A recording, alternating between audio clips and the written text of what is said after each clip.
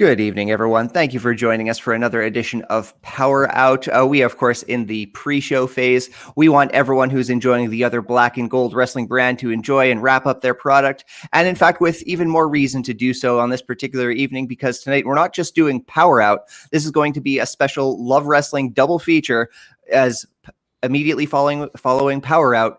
JPJ and company will be hopping on this very stream, and they'll be reacting to tonight's episode of NXT with the War Report. But tonight we're going to be talking about the Champion Series, the very first episode from NWA, and I'm joined by a return guest, Mr. Tim Wood. Happy to have you, sir. How are you?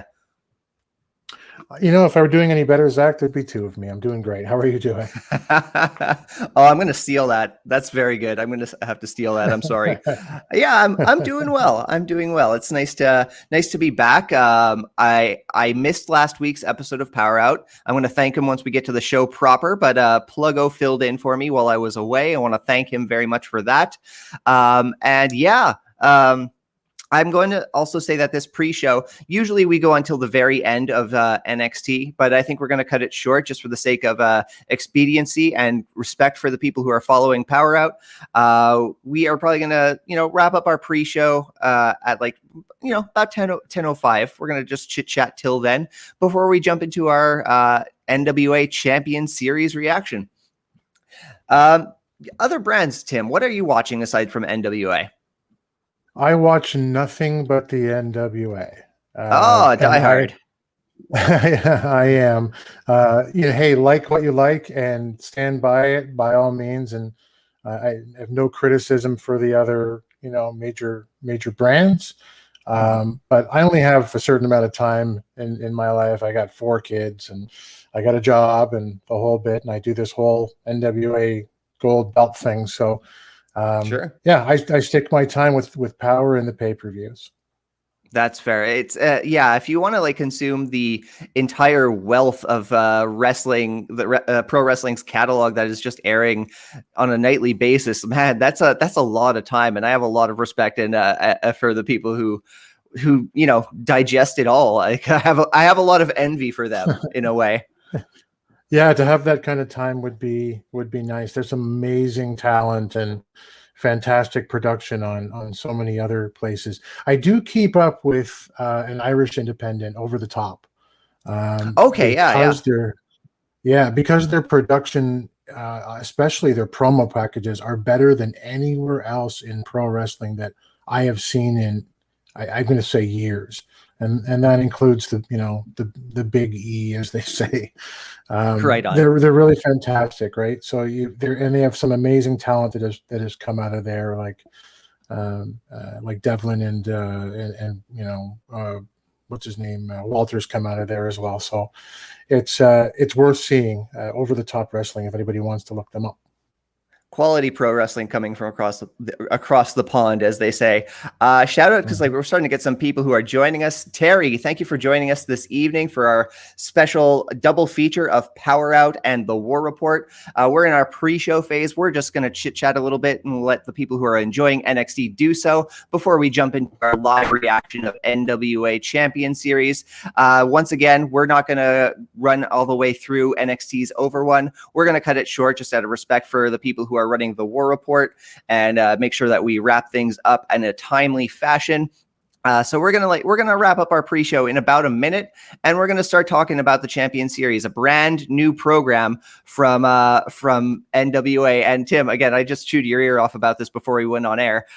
Oh man, and I've chewed the audience's ear about this subject, about the Champion Series. I have a lot of time for the show that we watched tonight, but I have been waiting about 3 weeks now, and I've been told several different dates by NWA's production team and social media presence. Again, I have very little criticism about the show. We will explore what we have to say, but oh man, the social media, just the left hand is not talking to the right hand, and I want to see that start to click.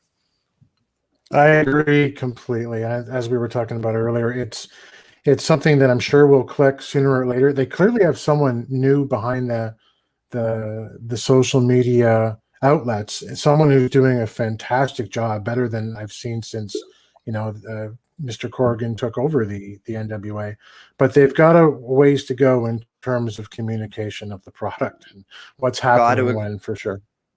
I've got to agree with you there. And before we wrap up our pre-show, shout out to another kind person who has joined us this evening, Ecto Guy 87. Happy to see you once again in the Love Wrestling streams.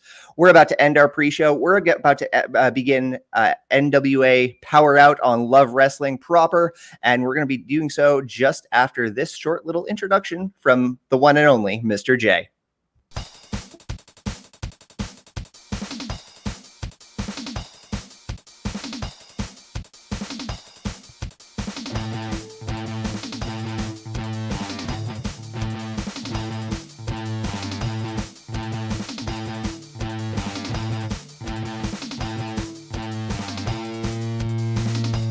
Ladies and gentlemen, power is over. But that does not mean for one instant of a second that the fun is over. Without a doubt, you are here because the power is out. So stick around, because it's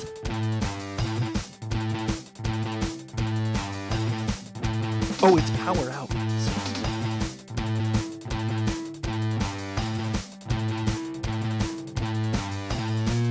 Yeah, it's Power Out.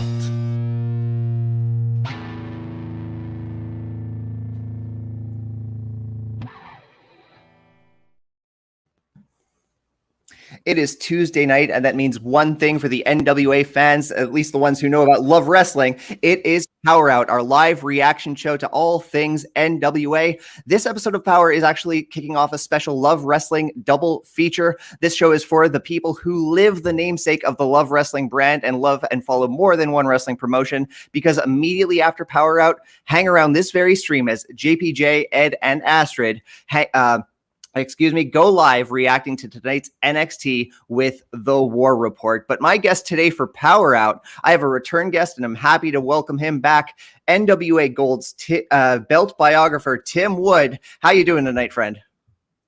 I'm doing great. How you doing, Zach?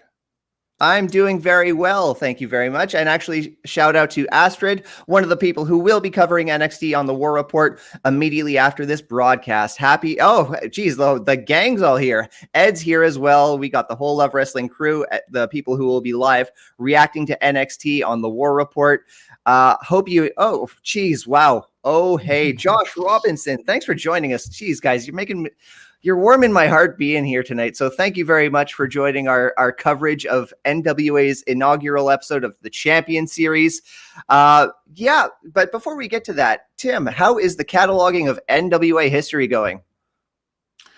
It is going, it's going ever onwards. It is a sluggish creature to attempt to master. There's a lot of belts and a lot of time, and a lot of them just are very short-lived titles. So they're only really worth snippets, and they take a very long time to get information on. But I am releasing one. Actually, I have the book here, but this is Dick Bourne's book on the United States Championship that I'm doing my own on, that I'm going to release this Sunday. Can you pop that back up on screen for a second? Sure, yes. This is Dick Bourne's book, the Jim Crockett Promotions United States Championship bio. That's from MidAtlanticGateway.com. It is done with Dave Millican, who is a very famous belt maker. It's the comprehensive, definitive look at that. Mine is, hey, I have to do one for the belt, and mine will be good to watch, I hope, and read. But I highly recommend that book. But otherwise, it's going well, and like I say, we're having fun doing it. Got a timeline on your book? Oh no! I'm not doing a. Okay, I'm sorry. I saying that right now, but that's okay. I have been thinking about that, but I think I've got a ways to go before that happens. Totally fair. But the comment section is already putting you over. Terry, couldn't agree more. Tim knows belts. He sure does. That's why he's one of the perfect guests to be part of NWA Power. Once again, happy to have him. And we enjoyed a pretty good episode of NWA this evening, the inaugural episode of Champion Series. the delayed episode of Champion Series. I'll say that much before I, have to inevitably hold my tongue. The show kicks off with a video package, more or less a highlight of last week's, summary of the teams that were drafted by the respective captains, combinations of champions and legends alike. The teams formed by Camille and Austin Idol, by Aaron Stevens and Taryn Terrell, by Nick Aldis and Melina, and Pope and Velvet Sky. The one thing I was really hoping is like some sort of like prize at the end of this. Like, NWA is great, they will say that, wins and losses matter, and they'll put over like the champion's purse. There's great stuff like that. And me as a viewer, I feel like I don't need much, but I would like to know that, even if there was a cash prize, something for the winning team. That's my one critique. Yeah, it's not especially clear, is it? I heard Joe Galli, I'm sure, say something about the legend getting a title shot tonight, and I'm sure he just misspoke, or maybe I misheard. But I'm not entirely clear on how that is going to play out in the end. But as we say, they haven't been super clear on some of this stuff already, and I'm sure those kinks will get worked out as the Champion Series progresses. Absolutely. Couldn't agree with you more. Anyone who's joining us in the comments, please let us know what you think of the Champion Series, about the brackets, about the teams that have been formed by the respective captains. Shout out to Dara Amazing. Thanks for joining us this evening. Hey, back to you, friend. Glad to have everyone joining us tonight on PowerrrOut and hanging around immediately after this very stream. You don't have to leave anywhere, and hanging around for the War Report, for the live NXT reaction. But we are talking NWA Champion Series. We kick off with an opening contest between Marche Rocket, who is captained by Aaron Stevens and Taryn Terrell, against Tom Latimer, captained by Camille and Austin Idol. This was the first match of the Champion Series, so we kind of get a layout of how these matches are going to be presented. You get 5 points for a clean win by pinfall or submission. You get 2 points for a draw between both teams. You get 3 points for the winning team. On a disqualification, we'll get 3 points, things along that nature. The match itself, Rocket has an early speed advantage, but he soon loses his ground. Latimer stays on top of Rocket for the wealth of the match, grinding him down. We get a very creative finish. I'm going to give them this. We have Latimer throwing his elbow pad off while he's in like a bit of a fireman's carry position. This forces the ref, again, NWA refs, sticklers for rules and decorum. The ref has to discard it from the ring, which allows Latimer to rake the eyes and hit the stunner. 5 points to Camille and Austin Idol. What do you think of the match?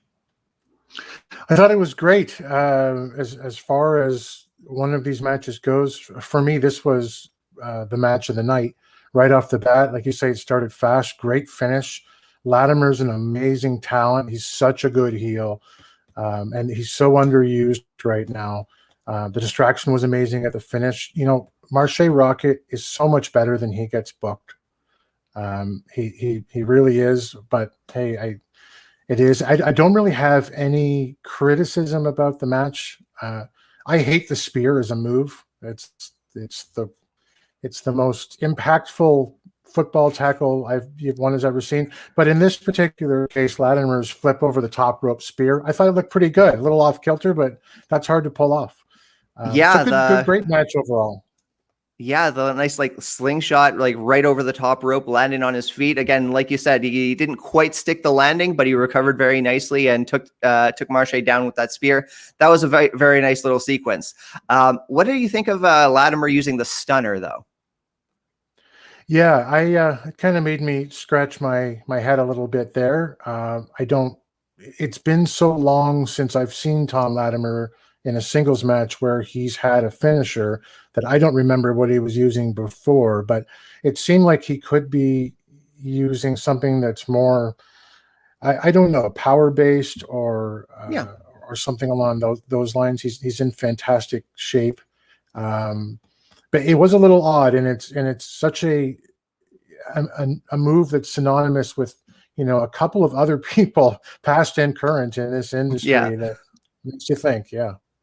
Yeah, absolutely. Like a big, powerful guy like Latimer, and like I'm not saying that like I don't believe finishing moves are sacred. I don't think like we need to retire finishing moves because a legend in the past used them.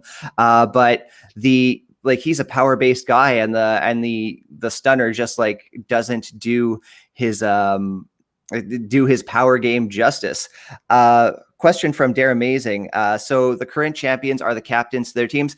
Basically, yes. The captains are teams of two, one existing NWA champion alongside a legend. So we will probably dissect the captaincies as we go. To clarify this match, once again, the captains were Aaron Stevens and Taryn Terrell captaining Marche Rocket, and Camille and Austin Idol captaining Tom Latimer. So hope that clears that up. Please let us know if you have any other questions. Happy to address them the best we can, because as Tim just mentioned, some things are not as clear as we would hope to be. But we're as much as they're working through this, so are we on our humble little reaction show here on Love Wrestling. Before we move on to the next contest, any thoughts? Any last thoughts on this one?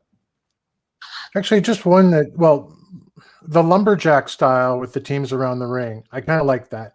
It's good for the babyface team as well. Just cheering on, get after it the whole bit.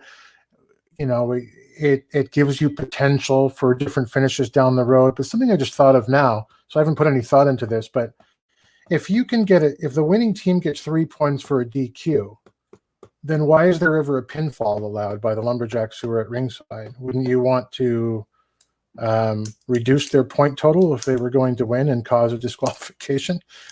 That's a very good point. That's an excellent point. And who knows, that might be something we see play later on in the series, because one thing that NWA really excels at is they always make things make sense. Like I remember just recently, or not just recently, but like first NWA Power, just after the hiatus caused by COVID, like there was the NWA Championship match between a very injured champion in Trevor Murdoch and against Chris Masters. Not at all a flashy match. The whole match was essentially just Chris Masters beating down on the injured neck of Latimer. Wasn't flashy, but it made sense. And like, again, a little flourish like that, like the lumberjacks on the heel side, reducing the point value for a champion. I'd like to see that. That's a very good catch, sir.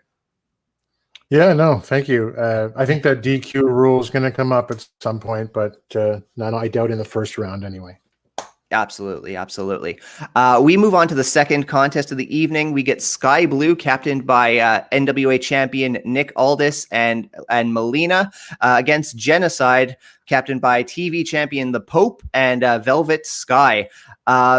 One thing that was kind of, I'm going to get to this after we talk about the match, but Genocide with the early power advantage on Sky Blue. Sky is really unable to find any ground throughout the entirety of the match, aside from a few very nice flourishes of offense. She finally gets a little set of offense towards the end, but Genocide is just able to counter a Rana attempt into a beautiful sit-out powerbomb for the 3 count, awarding Team Pope and Velvet 5 points.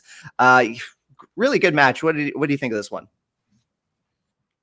They pushed Genocide there, and I think everyone's saying give it 6 months to 12 months, and she'll be wearing the Burke herself. She's I like it. She's kind of the new Camille, although Camille's very new, and I think that's probably just despite the fact they were in the ring a few weeks ago, giving each other respect. I think that's probably something down the road.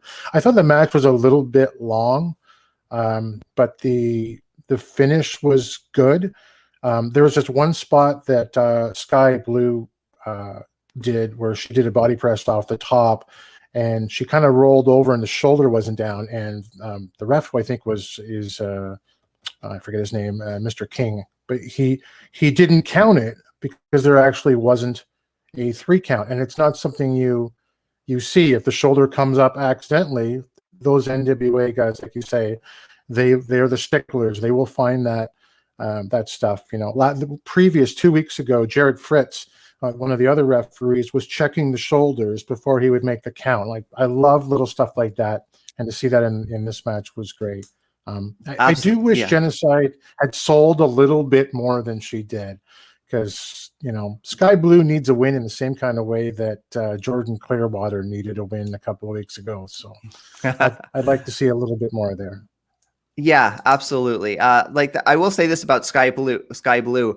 Like if she sells like that for the rest of, like if she keeps improving on how good she already is at selling, like I know she didn't get, Genocide didn't sell as much as he would have hoped, but gave Sky Blue ample opportunity to really sell and really sell the beatdown that she was receiving. She has got a hell of a career as a babyface, because man, I was just rooting for her. I just wanted her to win and get a little offense. And yeah, back to the note about the refs, they're amazing. Yeah, it's the little things. And that's what NWA is so good at. And that's what I love about professional wrestling. Again, my favorite wrestler of all time, Bret the Hitman Hart. Bret would probably, the only promotion I could see myself seeing another Bret the Hitman Hart match is in NWA. And that's why I follow it. But, you know, it's the little things. My mind went Absolutely places there. is. You'll have to bear with me. No, that's perfect. And Yeah. you know, like I have no criticism about the show overall. I know we got 2 more matches and some time that Yeah. we gotta spend doing that. I just gotta say one thing. If I can give one criticism to Power overall, 49% of the reason that I watch Power the next day usually is that I can fast forward through the Austin Idol commercials. I get nothing against Austin Idol, really, but these commercials are killing me. And I'm sure he's paying for them, but I can't miss Austin Idol if he won't go away. That's the thing. I understand. It's the same commercial each time, and like they're lengthy little bits of business too. He goes on for about like a minute and a half. He's selling his product, and good on him. And like you said, he's probably footing the bill in, for some of NWA's business. But you know, it does get it's a lot. It's a lot to see the same thing every week. One thing I do want to say about this match, aside from like the amazing talent that we saw in the ring, and actually before I do so, I see we have a small flourish of viewership. Just want to remind everyone, this is the first episode on a double, the first chapter on a double feature episode of Love Wrestling Reacts. Immediately after this episode of PowerrrOut on this very stream, JPJ and company are going to be around for the War Report, reacting to tonight's WWE NXT. So please hang around for that as well. But again, aside from the amazing talent in the ring, just want to shout out the amazing talent at the commentary booth for this one, because I had to say, Tim Storm was absolutely amazing here at the commentary. Yeah. I'm afraid my notes got a little unclear, so I'm missing like concrete examples of what I want to say right now. But I made the note that this was his strongest night at the table that I can remember, and I love seeing Tim Storm start to really he started off good, but now I feel like he's getting great at the commentary table. I absolutely agree. Galley's top notch. Storm is amazing. Even Velvet Skies come along. Someone I read in the chat on the live stream for the show was saying, you know, now that she stopped whispering, and that just might have been a sound issue, and we can hear her, she's really improved. And I really like I really like the announce team. Yeah, I had the same note of for Velvet, like way back when. Like it was very quiet. Her content was great. Like she had a lot of very good insight to offer. It's just like the vocal quality. Like it was missing a little vocal color, but now she's got it's the same thing with Tim Storm. He was kind of like one tone throughout the whole thing, and now like they're both really just experimenting with vocal color, with letting their voices play in very different ways. Really good stuff from both of them, and I'm very happy to see. And another master of the microphone. I believe he's on the at the commentary booth in the next match. Aaron Stevens also, just like he is, he's great whenever he stops by the commentary booth. He is just wonderful. I'm glad to see that he resolved his issues with the chair whenever he stopped by the commentary table. Those have been fun. They have been fun. I'm glad it's over, but that was fun. Yeah. I like Aaron Yeah. Stevens. I like Aaron Stevens as a babyface, but like this was a bit of the examples of that big character that he's capable of, especially when he's a heel, doing those silly antics, going just taking a running start at every little sight gag and everything that he can accomplish. He's just great. And Aaron Stevens, can't say enough good things about him. But the match itself, we get Michael Mims, captained by Camille and Austin Idol, taking on JTG, captained once again by Aaron Stevens and Taryn Terrell. whole match, JTG is just outclassing Mims at every turn. Like Mims's talent, he's got talent, but it's just no match for JTG's veteran instincts in this match. A bit more of an aggressive side being showed by JTG throughout this whole thing, but Mims, like, he is just like surviving it all. He's just kicking out of it. Like anything that JTG is throwing at him, like all the aggression, the big spine buster, he's kicking out of it. But the end of the match comes. Mims looks for a top rope falling senton, but JTG dodges it and hits him with the Brooklyn's Edge. Oh, dude, I cannot say enough good things about the Brooklyn's Edge, dude. What do you think of the match? I thought the match was pretty good. Mims also needs a win sometime soon, especially if they're going to give him that, he just won't quit kind of rub from the commentary booth. He's kicking out, like you're saying, left and right. Mims is they're trying to give him everything they can, but he's got to win some matches at some point. But JTG is legit. He's big, he's strong, he's clean, he's really quietly innovative, like with the little things. Like Mims will drop down and then JTG stops and drops and puts the headlock back on him, right? Or sliding through those ropes to the outside and punch to the jaw. Like it was great stuff. I thought that JTG was a face going into this. I don't know if I misread that, but he certainly wrestled on the heel side of the card here. At one point when he was holding Mims down and just laying punches into his face, like hasn't he pinned him for like 6 times over right now? Like his shoulders are down, but yeah, they're really good. He's really good to watch. I got to agree. I think JTG played it up a bit more heel because Mims is a lot more sympathetic at this stage of his NWA career. He hasn't he's gotten a lot of airtime, which I credit NWA for affording him. But he hasn't picked up that big win aside from I think maybe a tag team match alongside Slice Boogie or whatnot. He lost when he teamed with Slice Boogie, but Marche with Slice won. Losing track. Right. I'm just thinking about weeks ago. Now I'm focusing on that when I shouldn't be. But the match itself, I think JTG just really played it as a heel because he was in the better position to do so. And I agree, man. This isn't the first time I've said this, not the last time I'm going to say it either, but JTG is just put it all together now. Like he is like a bona fide superstar. Everything he does is just like entrancing to watch. Big guy. I loved Joe Galley's line about him wrestling for 2 now as a shout out to Shad Gaspard. I'm going to be singing JTG's praises for a very long time.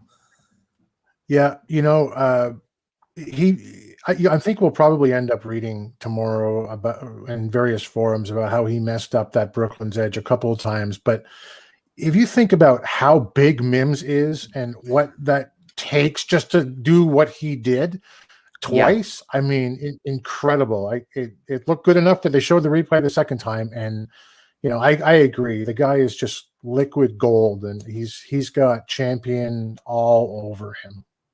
Yeah, I really hope NWA recognizes what they have in that man, because someone else is going to notice very soon, and they're going to have a lot more money to offer JTG than Billy Corgan will. And I say that with all the love for NWA in the world. My heart broke a lot for them when they lost so many of their talents over the hiatus. And again, no ill will towards any of the talent who moved on to greener pastures and filled their pocketbooks. And also are flourishing creatively as well. But man, I don't want to see the roster get depleted yet again in a few short years. That's the last thing I want for NWA. Yeah, it's going to happen for a while until some kind of deal is a greater deal is struck. And I thought NWA was on the right track right before the pandemic. I think we all did. And we could see like a clear turn in the future. And now it's just going to take a little bit longer, I think. Absolutely. I couldn't agree more. The last note I had about this match was Joe Galley. Again, we talked about how great Joe Galley has been. He was really putting over Mims and his fight for survival during all that. So again, you talk about people who are credit to the NWA. Joe Galley has got to be at the top of, near the top of many of those lists. Once again, I see a lot of people joining us live, be it on Facebook, YouTube, or Twitch. Just want to remind everyone that immediately after we wrap Power Out, that JPJ and company are going to be on for the War Report, reacting to NXT. You won't even have to leave the stream. You can hang out right here, and they're going to be reacting to tonight's and other Black and Gold wrestling program. So hang around for that. We come around to the main event. We got Fred Rosser, captained by Nick Aldis and Melina, against Trevor Murdoch, Pope and Sky, captained by the Pope and Velvet Sky. Hard-hitting contest between these two. Big aggression from both sides. The finish was a brawl out on the apron. Murdoch clotheslines Rosser back into the ring. He hits the Flying Bulldog and locks in a Rings of Saturn. A bit of an uncharacteristic finish from Murdoch, but it was a nice addition to his arsenal. Main event. What do you think? Yeah, it was probably my least favorite match of the night, but it wasn't a terrible match. Yeah, it wasn't a terrible match though. I enjoyed the show from start to finish. I think that Murdoch, and I adore Trevor Murdoch. I thought that, I picked him to beat Aldis the last time around. I went out on that limb and thought this was the time. Aldis is still wearing on me like he was in this match. He's amazing. Don't get me wrong, and there's nobody right now who should be taking that title from him. But he begins to wear on me a little bit. And I thought that Murdoch anyway. I thought that Murdoch had kind of lost a step since the first time that they've met. But Rosser I think could wrestle a broomstick and make them. Not that Murdoch's a broomstick, but he's just a war horse. He looks fantastic. I like the Bulldog was good. The new finisher was fun. He looked over at Nick and, hey, here's something Harley taught me. And that's it was good. It was a solid match overall.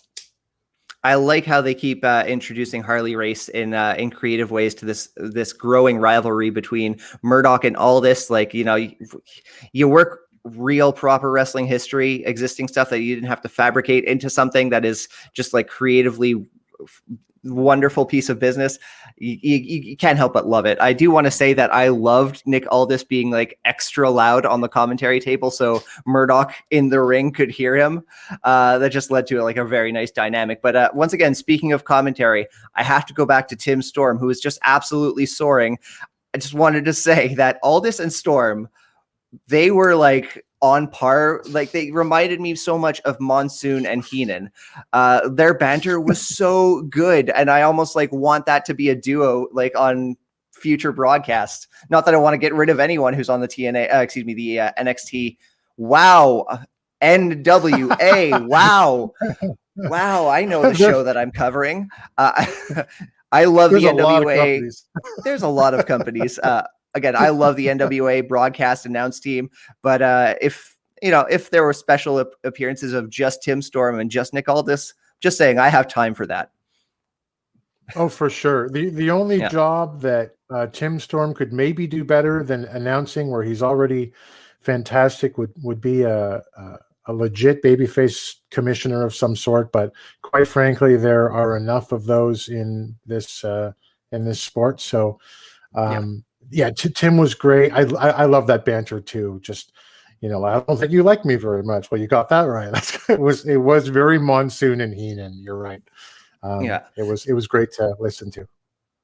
This is actually a very good point that Terry brings up in the comments, that this match completed a story between Trevor and Fred from a few weeks back. Truth be told, like, you'll have to excuse me, I've been away here and there, so my mind's not entirely back home from vacation yet. But this completed a story between Trevor and Fred from a few weeks back. I actually forgot about this, but yes, Fred Rosser came in and he threw in the towel while JTG was in Chris Masters Masterlock during the NWA National Championship match, and Trevor Murdoch took exception to that, and they had a bit of a dialogue at the commentary table. That's a very good point, but I hope this isn't the completion of that story. I think that still has some legs to it, and I hope we get to see a little more of it too.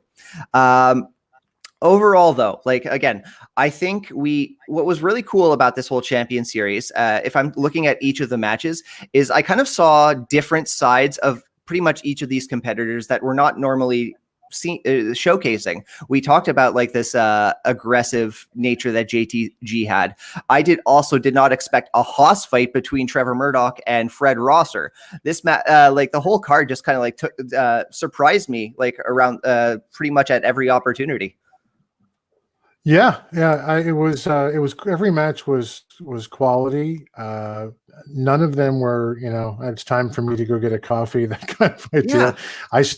I was glued for everyone, and it was really interesting. And we talked about this just before we went on the air, but actually I was talking to Terry McDermott about it before even that, but last week there was no wrestling at all, and it was a good show.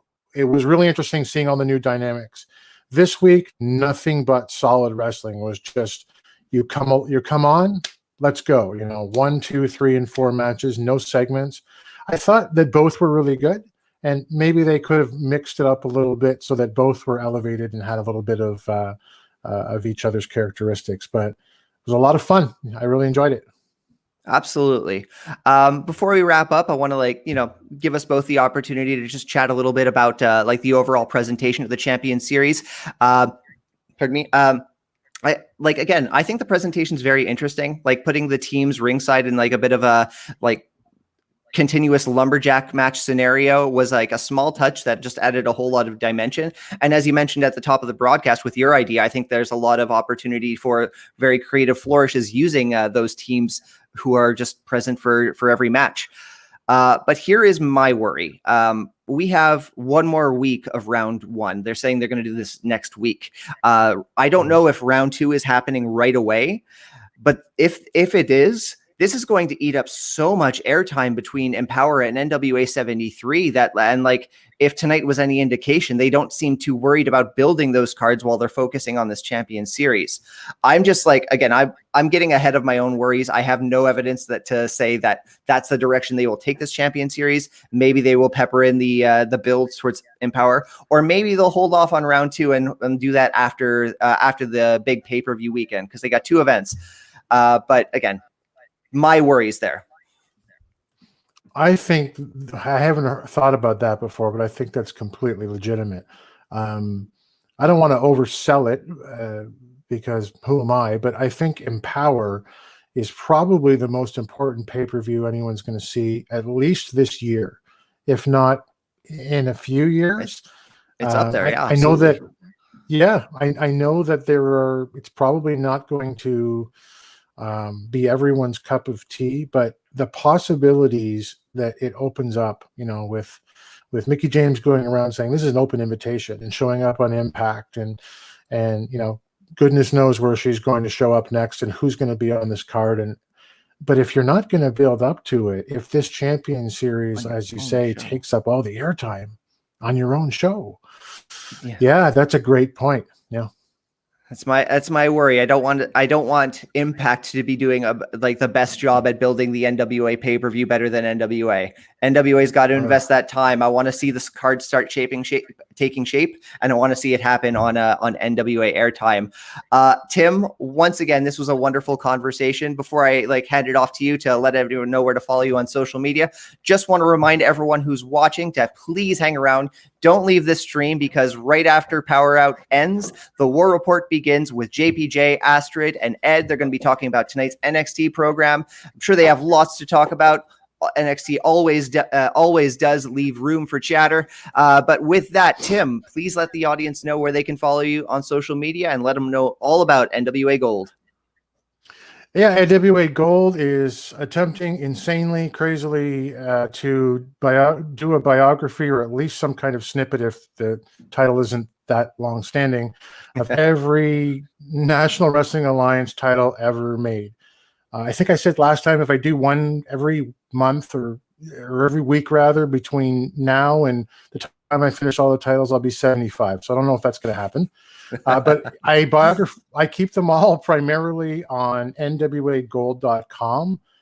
We're active on Facebook. My Instagram's super active. And just as a shameless self-promotion plug, I am giving away all of my replicas over here in favor of supporting legitimate belt makers. So these are overseas. What you're seeing here, most of these, well, all of these right here are overseas bootlegs that before I seriously got into this, I collected. Now I want to be supporting the Dan Van Alts and the other legitimate belt makers that are out there. So I have an NWA bootleg television title here. I'm going to start giving it away as of this weekend. I'll put the rules up on Instagram and Twitter and Facebook. So follow me there, and we'll show you how you can win it. I'm going to be fighting off other competitors. I'm absolutely sure of that. Tim, once again, thank you so much for joining us tonight on PowerrrOut. I'm going to be back next week. We're going to be covering the remainder of round 1 of the Champion Series and, anything else that happens in NWA in the exciting weeks to come. Thanks again for watching with us. Once again, hang out because the War Report begins right after this extra from the one and only Mr. J.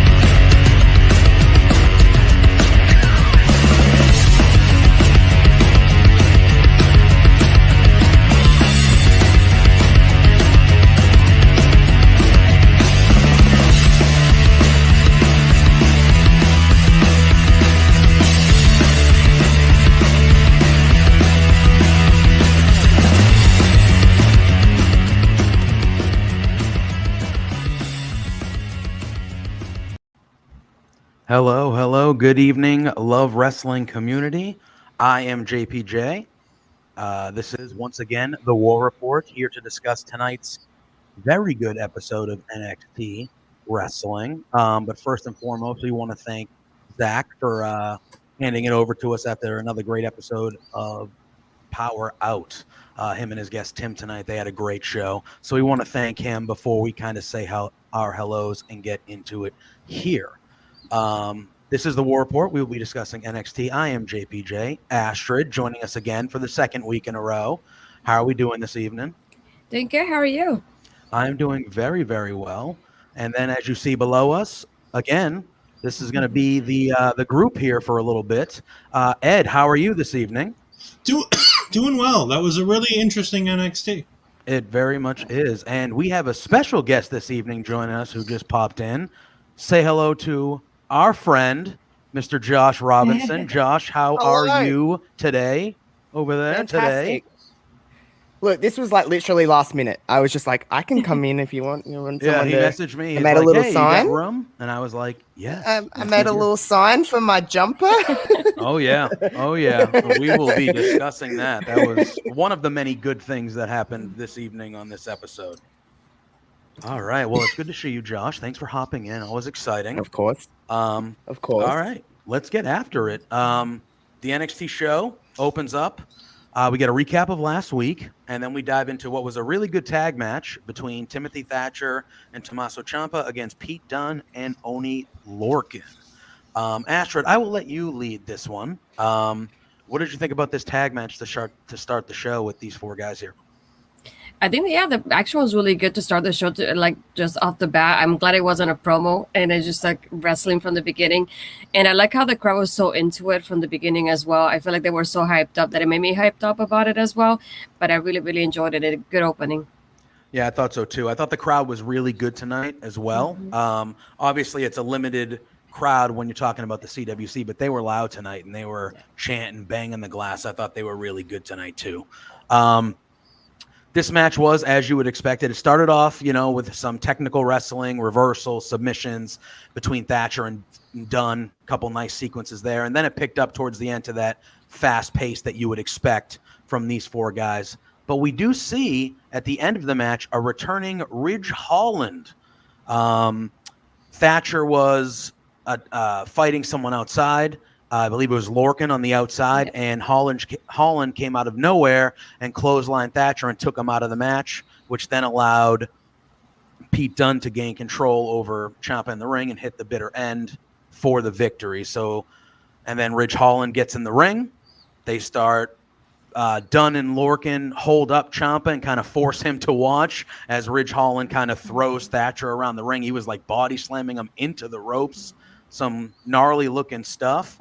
Then he gives Ciampa a big headbutt, and that's how this first segment ends, with Ridge Holland coming back after blowing out his knee, being out for a while, and aligning himself with Oni Lorcan and Pete Dunne. Josh, what did you think of the opening tag match and this new group, it seems, we might be getting with Ridge Holland joining these two guys? Okay, I can't really comment on this because I popped in literally as this was ending. It's okay. It's okay. I was finishing work and I was like, oh, okay. So I literally just seen, like, as I popped on, Ridge Holland was just standing there and I'm like, okay, cool. Obviously, I knew what happened. Yeah, he's back. He just laid I everyone can talk out. about anything else after that, so move me along. All right. I like the fact that they got Ridge back and they put him back in the same spot he was in when he left, because the McAfee group is where he got hurt. They were starting that McAfee group storyline with the UE, and I like how they just put him right back in that same spot. These are the guys you were working with. We're down a guy anyways. Boom. Here you are. Let's keep telling that same story. So that's going to be really good for him as a young guy, still learning the ropes. These two guys are really going to be able to keep a good eye on Ridge and keep him hopefully safe now. Yeah. That is a really good point, that they didn't pivot. They didn't bring him back to, build them. I mean, I'm sure they will build them up with some squash matches maybe here or there, but they didn't bring them back in a different thing. It was like, no, we're sticking to the plan, even though it's 8 months later. We still can do this properly, like we're going to do it. So I think I agree with that point. That's a good point by you. Then we see a preview of a vignette of sorts of Carmelo Hayes previewing his match later from the breakout tournament. This guy's a star to me. He is my pick to win the whole tournament. I am biased. He is from here. He's from Massachusetts. Ed, we've seen him a lot throughout the last, 5-7 years. So I am biased when it comes to that, but I actually think he has the biggest star potential of the guys in the breakout tournament. That's how I feel. If anybody else has that, Josh, you seem like you. I mean, I'm biased. I'm biased to Duke Hudson because he is like from Adelaide. I like him too. He's from Adelaide, so I same reason as you. I'm biased towards him. But to be honest, out of those two, I really can't see anyone else winning out of them, agree. Just because they just seem the most ready. Polished, I think. Ready in the terms of like not ready, but you know what I mean. Yeah. And I agree with that. I think and it's going to be a semifinals match, so it's not going to be the finals that we see. But I do agree. I think the winner of that match will win the whole tournament. That's just how I feel. Yeah. But so then we move forward to Hit Row. I'm sorry. Hit Row. Okay, that was pretty decent, I think. All right. So we get a little promo with Hit Row. They're calling themselves the new Kings of the Jungle. Swerve is talking about how he plays guitar and makes hits. at the expense of Joaquin Wilde when he hit him over with the guitar last week. Adonis mentions Imperium calling them out when they did their little tag team slaying of the division last week in that promo. And then we have Top Dollar showing off that he can speak a couple different languages. He was speaking in Spanish when he was talking about Legado, and he was speaking in Italian when he was talking about Imperium. I thought that was very impressive because I can speak no languages besides English. So I thought that was very, very impressive. Yeah, in my opinion, Hit Row can do no wrong. They haven't done a thing yet that I've been like, no, I didn't love that. So, Ed, I'll let you lead off here. What did you think of this promo from Hit Row? I loved it, but at the same time, I'm going to go back to something I mentioned on the War Report for AEW, and it pertains here because if I'm judging one way, I have to judge the other show the same way. Bilingual promos are great. That being said, if you're not going to translate your promo, you're going to lose a percentage of your audience with it. While I loved listening to BFAB and Ashanti and Top Dollar going off, you got the point of what they're trying to say, but you lost the words in between because if you don't speak those languages, you lose it a little bit. Otherwise, the packaging of these guys, everything feels authentic. These promo segments, the way they sit, the way they interact, everything about them feels authentic. They have the hands on this wheel, and Triple H is like, here, let me guide you. You're sitting on my lap as you drive the car. But they have the hands on the wheel. They're the ones steering this car. And I love that because everything about them feels real. This isn't Crime Time from the early 2000s. This isn't other gimmicks which have, been as properly chastised for not addressing cultural differences. Both Legado del Fantasma and Hit Row are two signs of taking a culture, treating it properly, treating it with respect, and bringing people into the culture as opposed to turning people away from culture. I would agree with that. Yeah. Astrid, or your opinions on Hit Row, just with this segment and where we'll lead. We'll talk about them a little later as well, but this promo. Yeah, I really enjoyed it. I think that having the Spanish and there was a good detail as well. You don't expect them from them, but then they came up with it and you're like, yeah, it goes on with the story. So I really enjoyed that as well from them, and it made me interested to see what they're going to do next with Legado especially. Yeah, for sure. And Josh, you love Hit Row like we all love Hit Row? Yeah. Yeah, I mean, I have nothing else to really add other than they're just like the best thing. There's nothing they can. They're one of those acts, talents, whatever you want to call them at the moment. That just is just working. It's just working. I agree. All right, we then get a fired up Samoa Joe again. Second week in a row, fired up Samoa Joe. He comes down to the ring. He sets up a table and chairs. He's got a couple, folders with him. He calls Cross gutless coward because he's not at the arena tonight. And then he calls out Mr. Regal.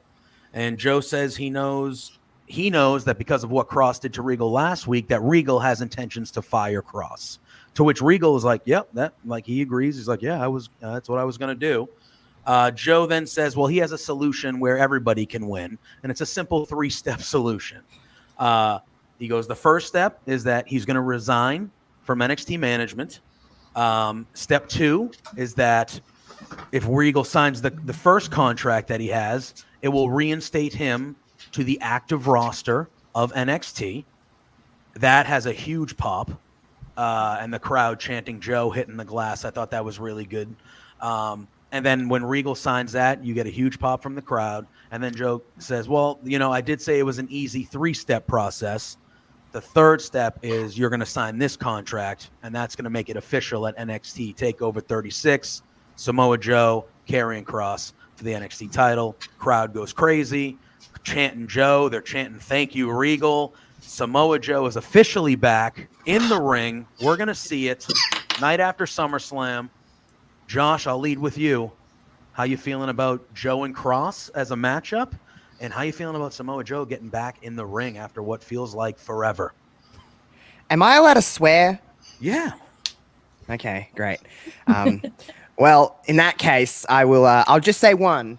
Samoa fucking Joe is wrestling again. Yes. Yes. Like, just holy, what you do in the toilet. It's just wow.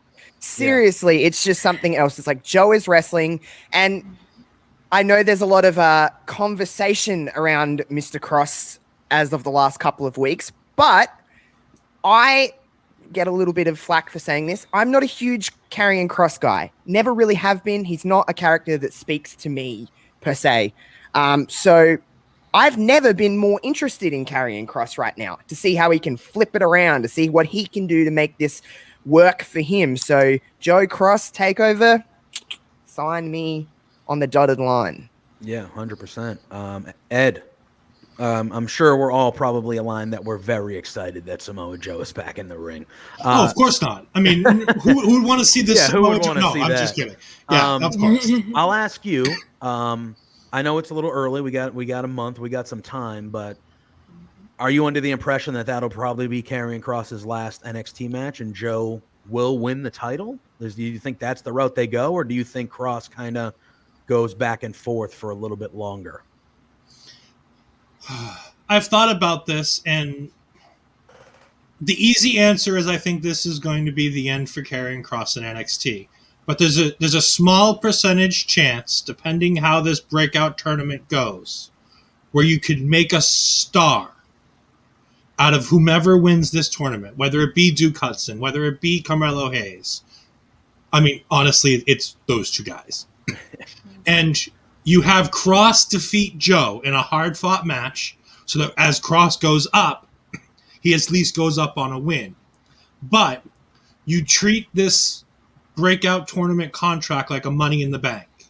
And the very last thing that you see on TakeOver is either Duke Hudson or Carmelo Hayes cashing in that opportunity and becoming the NXT champion. I mean, And then because then you can move Joe to whatever storyline you need to. For me, that would be Adam Cole. Yeah. I think that storyline's brewing and ready to go. And I think you can use Carmelo Hayes and give them a month or two of run with that title, or you can give Duke Hudson a month or two with that title and tell some stories with some guys who aren't at the top of the division. And you can leave, because if Samoa Joe goes to the top of that division, you're back to the same old players being back in the same old spot. I think if you do something like that, it gives it a little bit of a tweak. Yeah, and that is true. Like, if it is Joe, like, you're right. Like, who's Joe going to fight? He's going to fight Adam Cole, Pete Dunne. Like, he's going to fight guys that we all like, that we know are the main eventers of the show. But it's hard to incorporate new guys in there when, So, and again, if you want to make a brand new star, like you said, that's a big time making a brand new star if they're winning, the NXT title right off the bat with that, winning the breakout tournament. Astrid, your opinions of Joe getting back in the ring and fighting Cross at TakeOver? I love the segment. It was really good, really well done. I like how even the crowd was still hot even after the match, and they kept going with it. That segment made them even more pop. But I didn't know if I wanted Samoa Joe as champion, but I do want him to go against Cross. And like Ed would say, maybe at the end it'll be Cross winning, but then something happens and that's Cross's last match somehow. Because that's what I was thinking. It's his last match in NXT at least. Yeah. Well, it looks like Josh. We even have a second special guest joining us. Look, it's just giddy. Just ignore her. Oh, good stuff. All right. We then get the first of a few of these little vignettes between LA Knight and Cameron Grimes hitting the links. They're out golfing. It starts off, you see Cameron Grimes yelling at LA Knight. He's like, "How long you want me to wash your balls for? Been washing your balls for 30 minutes." Cheap humor, but it worked. I laughed. And Grimes keeps on getting LA Knight to bet during his swing, so he keeps on interrupting the swing, like, "Oh, $5,000, you're going to hit it into the trees." And LA Knight's getting more and more frustrated, like, be quiet. "Oh, $10,000, you're going to hit it into the trees." "No, be quiet. And then, what do you know? LA Knight hits it into the trees. It's This one was short and sweet. I think they got better as they went, but still, it's still funny. They are continuing this feud in creative ways that makes it still entertaining, even though it's been going on for a long time. That was the first little snippet of that, and then after that, we get right into the breakout tournament match between Carmelo Hayes and Josh Briggs. Ed, this is a match that you and I have seen probably dozens of times. Yep. Yeah, dozens of times around here on the local Massachusetts circuit. So I'll start with you. What did you think of this matchup? And Carmelo Hayes getting the victory and moving on.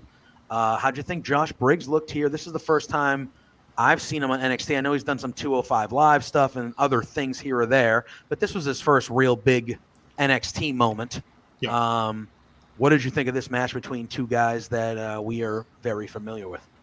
I liked it. It still felt new, even though I've seen the match a couple times. They told a really good story with the little guy who's going to need to try to fight the power because he can't beat him with power. Josh Briggs does a really good big man story. He really makes you believe that he's bigger and stronger and more powerful than the little guy. But Carmelo Hayes is just, he's so good. Yeah. So good. Yeah. Yeah, Josh, I'll slide it over to you. What did you think of this match? And what did you think of these two guys? We've seen a little bit of Hayes. I think this is like his third or fourth match, but still relatively new to us. Yeah. And like I said, for many, this might have been Briggs's first time people seeing Josh Briggs. First time I so what did you think about this match and both these guys? Yeah, it's one thing NXT does really well is when introducing new talent, they don't oversaturate a talent. I think that's something that they can get a really big pat on the back for. It's not overexposing a talent to where you're going, I have no care factor in this, because it's not like the easiest thing in the world as a viewer to watch two people who, for all intents and purposes, I know nothing about. Really, I don't really know too much about these two gentlemen. So as a viewer, it's kind of hard to take that in, but it's a right amount of time. It's the right amount of like, who this guy and this guy, you don't need to know too much. Just let them, there's a tournament. There's kind of a basis around it. So it was interesting. I was probably more impressed with Josh than I was with Carmelo, just because I think I'd seen just that slightly more of him. And I'm like, okay, let's give this guy an opportunity to see what he can do. But it wasn't like it was a 5-star classic. I'm not going to say it was like the greatest match I ever watched, but it was fun. Not everything has to be outdoing the last thing they did before. So this just played its role really nicely. Yeah, I thought, and like kind of Ed said, this was a classic big guy versus little guy type match, right? And it was, not terribly long, but it had enough time where they could tell a good story, and it was what it was. It was just a solid, fun match. Asher, do you have anything to add about this before we keep moving on here? Yeah, it was the first time that I saw Josh as well, and I feel like maybe even though I don't know anything about him, made me interested in him, and I want to know more about him. And that's one thing I like about NXT. Like it makes you interested in that person, even if it's just the first time you see them just wrestling, not even saying anything. Yeah. So I really enjoyed it. Like Josh, it was a fun match, and I really would like to see more from both of them. Yeah, one thing I will say is that chokeslam that Josh Briggs did was awesome. That was an awesome looking chokeslam. All right. We then get a network exclusive from last week with Frankie Monet, Robert Stone, and Jessie Kamea. Monet is asked what her affiliation is with the Robert Stone brand. And she's like, oh, well, it could be a multitude of things. I could just be joining up with them. I could kind of take over and rebuild, or me and Jessie could become a tag team and go after the tag team championships. And right when they say that, they are interrupted by Casey Catanzaro and Caden Carter, who say, hey, you can't just form a team out of nowhere and have the same type of chemistry that we do. Your asses need to get to the back of the line. Obviously, Monet is not thrilled with that and tells, and then that sets up later on. We'll talk about it, the tag match for later on in this show. I thought this was, it was supposedly from last week, sets up the match. I'm all for it. I thought it was short and sweet. We see when NXT does these little promos like this to set up things, when they're short and like this and they're just to the point, it just fits well with the show. Nothing seems like, it's dragged on or like slow plotting or anything like that. It's just straight to the point, and it was nice and simple, I thought. We then see part 2 of the LA Knight and Cameron Grimes golfing round. Grimes this time is commentating as LA Knight is trying to hit, to which LA Knight obviously is getting more and more heated, telling him to shut up, telling him to be quiet. Grimes, he goes, all right. And then LA Knight hits it into the water, and Grimes starts laughing at him and says, you owe me $10,000 now. And LA Knight's like, shut up. You're my caddy. Go get the ball. So Grimes is right in the water, and we see Ted DiBiase pull up on his own golf cart with the $1 million symbol and everything. And he says, hey, what are you doing out here? And he goes, well, I'm a man of my word. I lost. I thought you'd be proud of me for being a man of my word. And DiBiase was like, you're not a butler. You're a champion. And he's like, sometimes a man needs to fight for what he wants. And so you need to fight for what you stand for. And that's how this segment ends, with wholesome Ted, with all that good cheer. Josh, what did you think of part 2 of the LA Knight Cameron Grimes? Oh my God, Cameron Grimes had golf socks. Did you notice they were green? He was also wearing golf cowboy socks? Boots as well, which I thought fashion sense. Yes. It was. Hey, whatever works for you works for you, and the man pulls it off well. But He does. it's daring. It's daring, I say. But the green socks is the thing I noticed the most. So that's all I'm going to comment on, is just how great his green golf socks were. Yeah, they were excellent. Ed, what did you think of this second iteration of the golfing fiasco? As Dara says, that was funny. But I loved wholesome, as you called it, wholesome Ted. I loved Ted DiBiase breaking it down and getting to Grimes' level and being like, no, but I was going to pick you for a reason. Like, you've got this. You've got everything you need. Just go ahead and do this and be who you are. And don't let him push you around. Don't be don't be bullied. And I'm like, aw, that's kind of sweet from the $1 Million Man. You don't get that from him very often. No, you don't. You don't really get the nice guy Ted. We didn't see that a lot. So I thought it was good, because it is true. Like, before everything happened, Ted was going to pick Cameron Grimes as to carry on the legacy, So I thought that was a good touch, seeing him, because we hadn't seen him in a while. Had moved on to just LA Knight and Grimes for a bit. So I thought that was a good way to end it, if it is the last time we see him kind of getting Cameron Grimes off, back on the right track, so to say. All right, as we continue to move on, we then get quick little thing with Ridge Holland. We see him leaving the arena with Pete Dunne and Oney Lorcan. He's asked about what he did earlier and why he did it. And Ridge says, that's nobody's business. He's not the first guy I smashed, and he certainly won't be the last. Again, short and sweet, got the point across. He is a big, big dude, Ridge Holland. He is massive. So I assume we will be seeing him smashing a lot more people in the weeks to come. All right, Josh, it's time. We are going to talk about this Raquel Gonzalez and Dakota Kai segment. They come out. Raquel grabs the mic. She says that she has easily handled all her competition to this point and everyone that has been thrown her way. She asks who's left, and she says she doesn't even care. Just keep on bringing them, and she'll keep on going through them. Dakota then grabs the mic.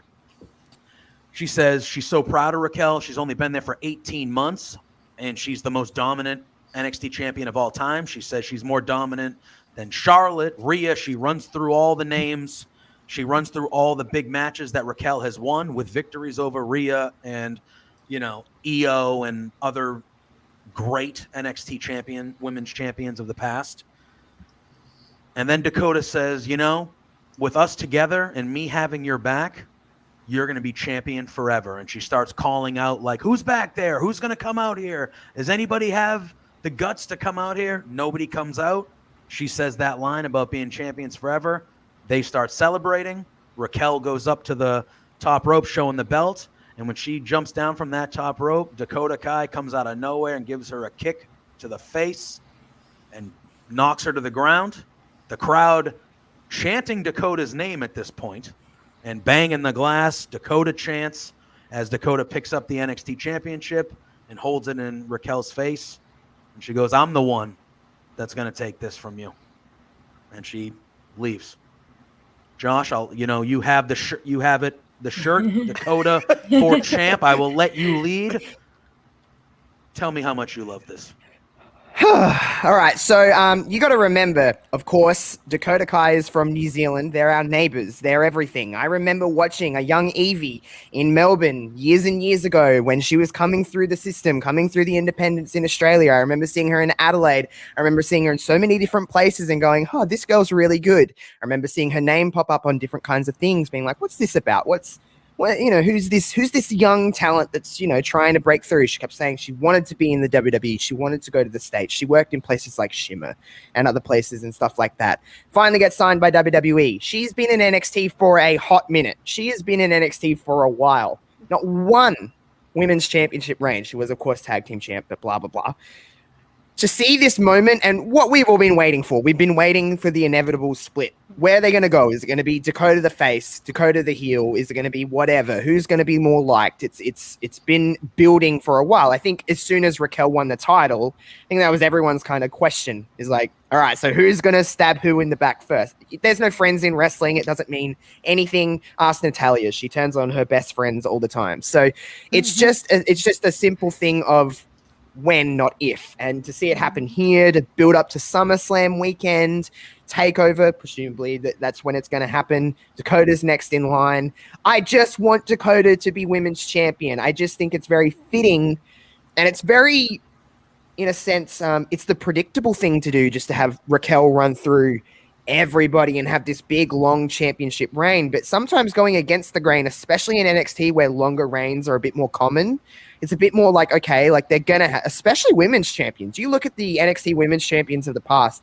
Io Shirai had the title for quite some time. Shayna Baszler, Asuka, they had the championship, these big, long reigns. And it's not like Raquel hasn't had anything. But I just think Dakota's time is now. And I think that there's been a lot of callovers to certain rosters. And I think these are two talents that are going to be in NXT for quite a while. It's not like it's one and done. They can have a rivalry. We haven't had that in quite a while, where it just feels, especially with the women, like this is a match that can be like the Adam Cole, Kyle O'Reilly, in a sense of like it can come back and forth, and it's going to be a lot of fun. I love Dakota Kai so much. Like, I just think she's so good and she's so different.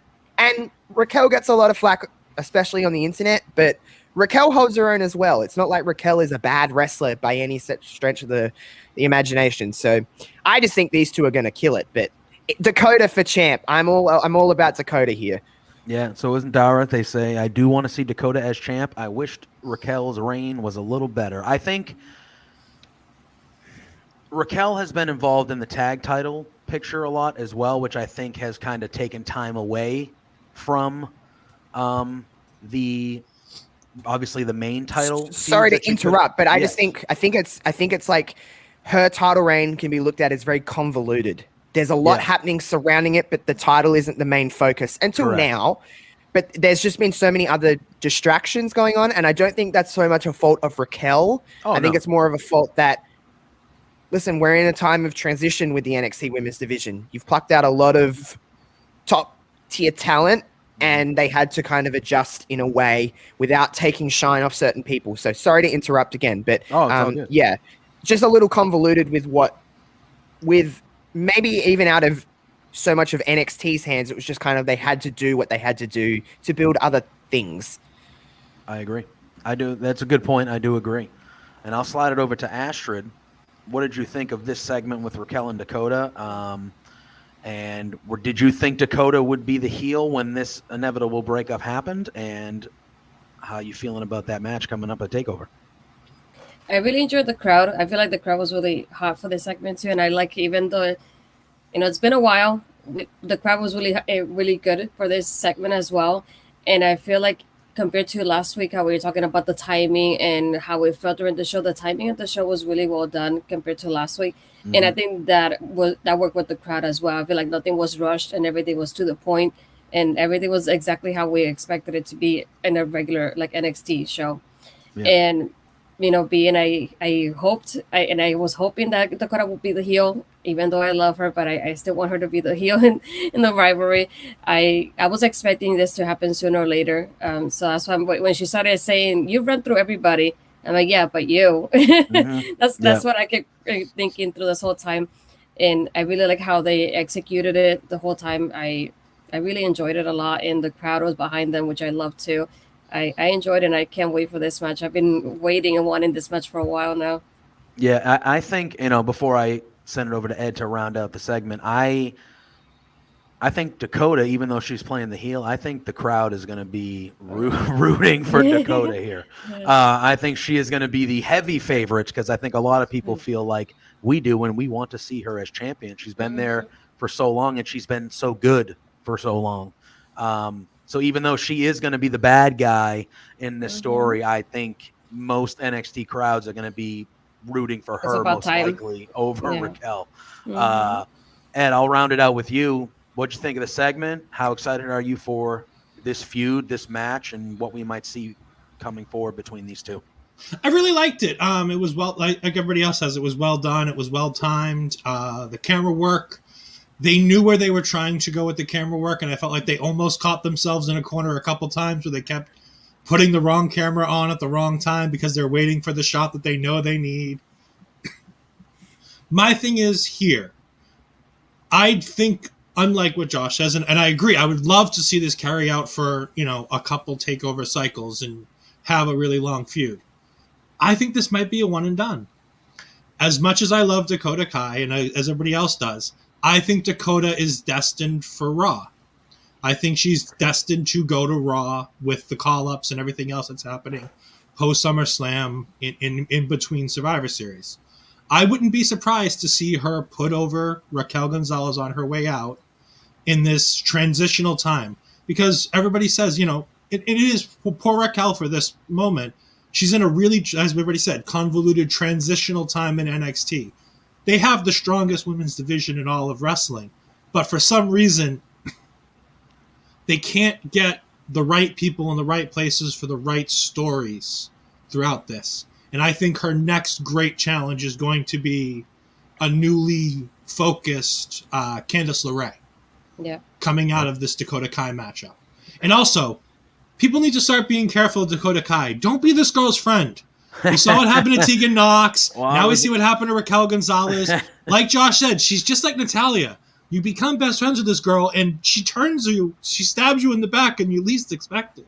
Yeah, the turn that she did on Tegan Knox on the War Games, for me, that's an all-timer. That's unbelievable. One of the best heel turns. Man, she destroyed her. And there's no friends in wrestling. There's none of that. It's all about championships and checks. That's why Dakota's the champ. Yeah, she even got physical with Regal during that. She shoved him out of the way. It was woo, it was good. That was some good stuff. All right, we then get a backstage segment with Adam Cole. He's talking about Bronson Reed. He's talking about Kyle O'Reilly. He says everybody around here can't keep his name out of their mouth. He says O'Reilly was screaming for him last week. Bronson Reed says that this week he's going to rebound with the victory over Adam Cole. Adam Cole says, I'm no rebound. I am at the top, my friend. I am the main event here. I am not a rebound.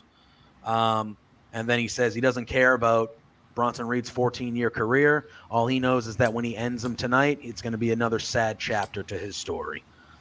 Short, sweet. Adam Cole cuts great promos. He does what he does. It's par for the course at this point. But I thought, again, very good from Adam Cole.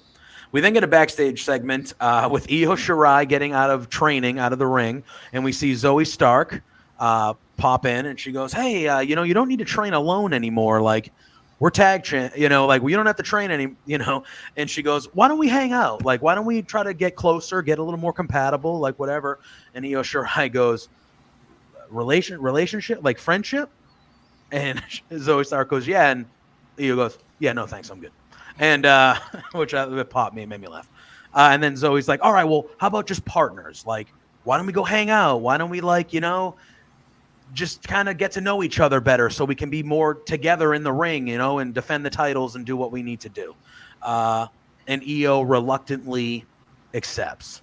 Now, I would be all for the next couple weeks we get some cool vignettes with them hanging out places and Zoe trying to win Io over and Io just sitting there going piss off. I don't want anything to do with I think if they did it right, it could be so entertaining.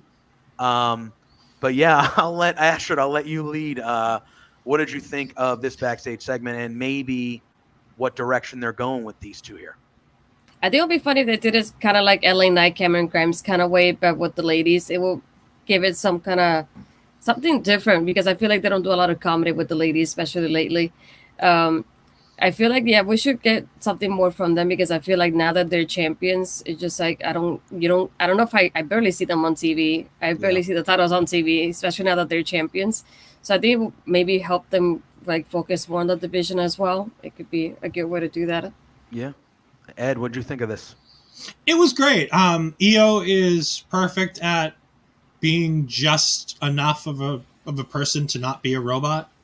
Yeah. Like I look at Io and she's absolutely fantastic and fluid in the ring, but when she talks, she almost feels a little less organic than everything else. But she's really good at just being who she is, and I like that part of her character. It's not even a knock on her. Like it's what I like most about her character is she's unlike everybody else, where she's kind of where everybody's like Charlotte's promos are very stiff and rigid.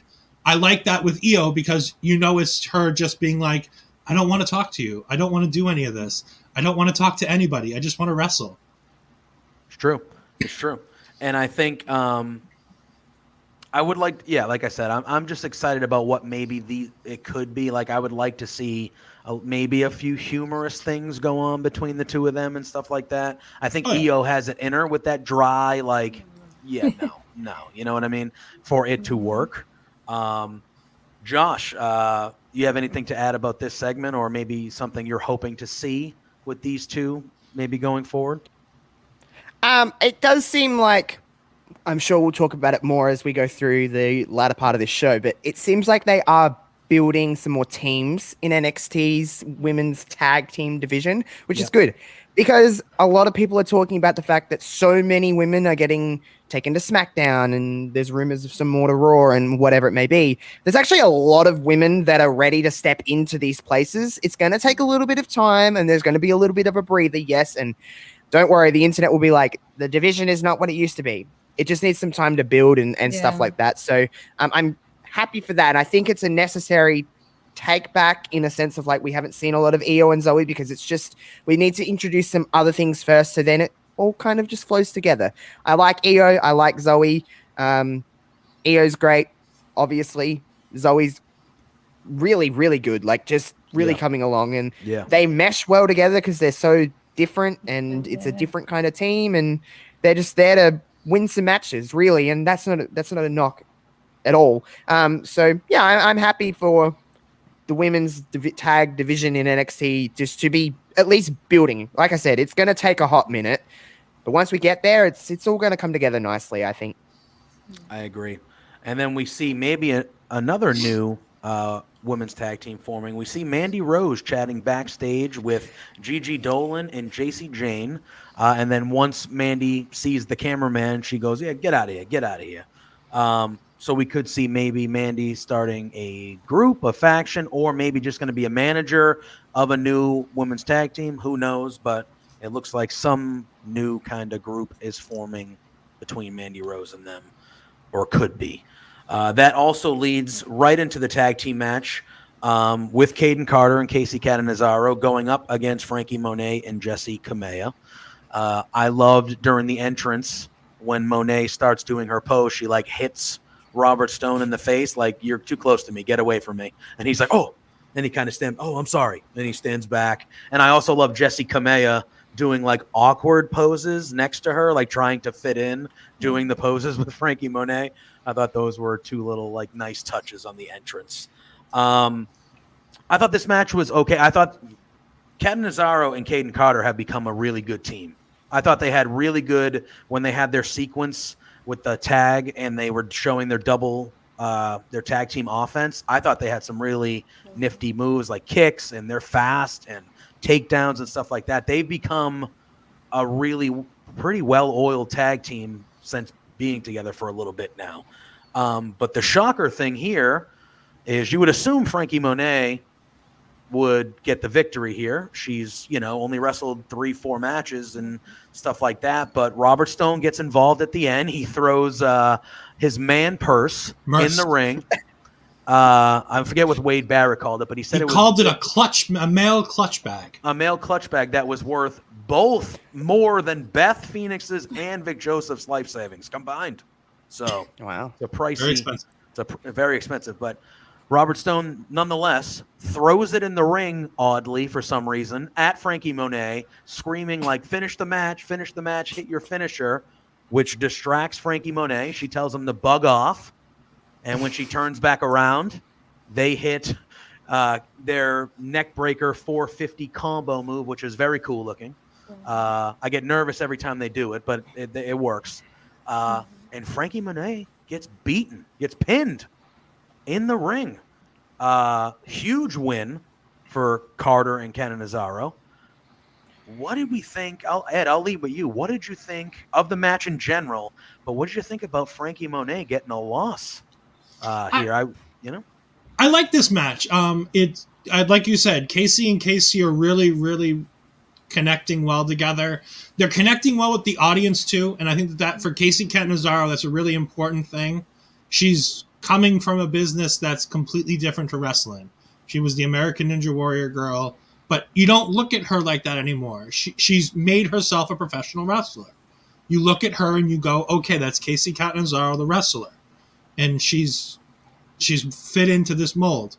But I love how you protect Frankie Monet by using the Robert Stone brand destruction around him to let her take a loss or two here.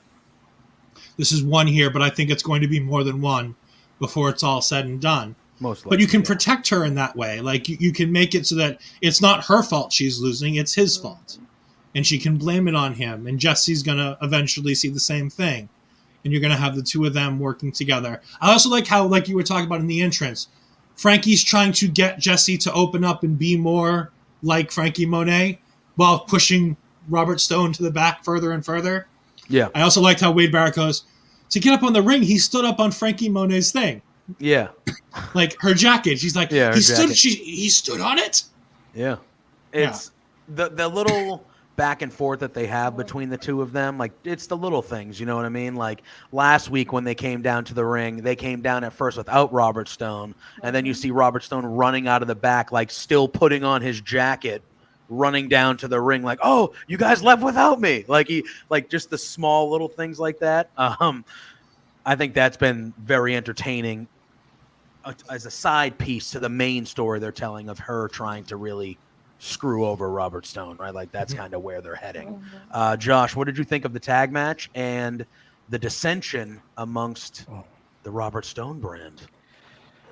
I don't like Robert Stone because I can relate in so many ways, and it's like, oh no, I don't like it. He's just a loser, and sometimes you're just like, oh god, like I can see myself here, and I just hate it. I love. In all honesty, I love all the dynamics that he brings because he adds a certain element of comedy and silliness without it just being silly, but just to be silly. Like, it fits well with Frankie and it adds more layers to her because, she's still new to a lot of an audience. No one knows who Taya Valkyrie is. No one knows, and they've never seen her. If you're just a WWE fan or whatever, you've never seen her before. She was Frankie Monet. So it adds more to her, and then you've got Jesse in there as well. It's just it all works. It's all working nicely, and I do like the kind of dynamic that it brings. And I never really thought that Robert Stone worked with Aaliyah as well as it worked with Chelsea. I thought that was a really good like fit. And then that all just kind of descended, and then this, and then they just kind of just stalled. And now you've got, and I think Frankie is a perfect person to have with Robert, whether it's like, eventually they work together or whatever it may be. She might just beat him up next week. I really don't know, but I'm here for it. And I like the match. I get a little, JPJ, you're going to get angry at me, but I don't like the neckbreaker 450 finish because they never hit it properly. And I'm not a wrestler, I know, and I don't like critiquing too much stuff in the ring because what do I know? Because it's really just, it's all about, it's just timing, and it never hits at the same time, and it's a finish, so I just want it to look good. But that's just nitpicking and me being a little bitch. No, that's fair. I mean, I think part of the reason I get nervous is because it kind of looks off a little bit every time, and I'm they like, never hit it right. Every so time. like, you know, it's a cool move. It's a If they cool were- idea on Yes, paper, but exactly. it doesn't. If it were to be it's- smoother and hit it the way that we kind of vision, This is the way I put it. This is the way everyone wants to. It's like the Rolling Loud Festival for SmackDown. Great idea on paper. When it happened, it was a little odd. Not bad, just a little odd. wanna I say got a hello to question for you Parrish guys, in the though. chat. Says, "What's going on, everybody?" Hi, Parrish. Thank Hello, you for Parrish. joining. I have a yes. question for you guys. Who makes you feel more nervous? These two doing that move, or Shotzi anytime she decides to dive out to the outside of the ring? Shotzi. Poor shot. Yeah, poor shots. That Shotzi. poor girl. No, I was gonna say that poor girl makes me. I'm like, just stay in the ring. Just stay in the ring. Please don't go outside. Well, I think, you know, and as much, and I like Shotzi Blackheart. I think she's entertaining too. as hell. She's great. Fantastic. But there were like 3 separate occurrences in the span of like a few months where it was like wrong centimeter and not good, you know? So I always say that she reminds me of like, she's the female version of Darby Allin in the way that they wrestle so recklessly. And that's not a dig, but that's how they wrestle. They wrestle they make it look dangerous and reckless, the things that they do. So that's kind of my comparison. I feel the same way about Darby Allin. I see him do half the stuff he does, and I'm like, how's he not dead?